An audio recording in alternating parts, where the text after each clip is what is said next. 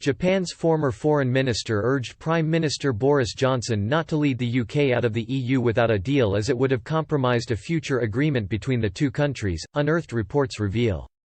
Japanese Foreign Minister Toshimitsu Motegi will travel to the UK this week to meet counterparts in a bid to wrap up talks over a free trade agreement between the two countries.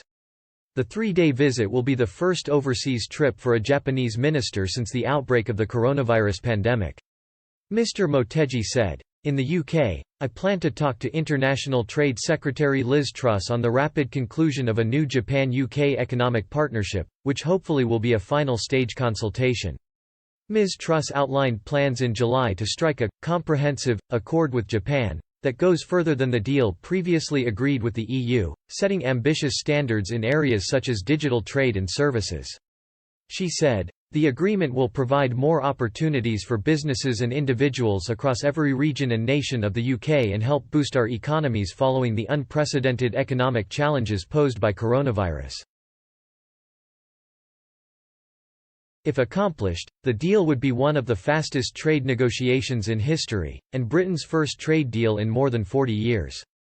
Japan's eagerness to strike a deal with Britain, before the country finalises its relationship with the EU, appears to be somewhat of a U-turn, as only last year Tokyo had issued a stark warning to Mr. Johnson.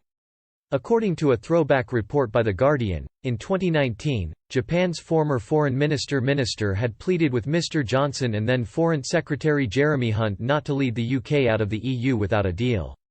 At the time, Mr. Johnson and Mr. Hunt were the final two Conservative MPs in the race to become the next leader of the party, and therefore Prime Minister. They had both promised they would take Britain out of the EU with or without a deal. In an unusually blunt warning, Taro Kono suggested Japanese companies operating in the UK would have relocated to other countries in Europe in the event of a no-deal Brexit.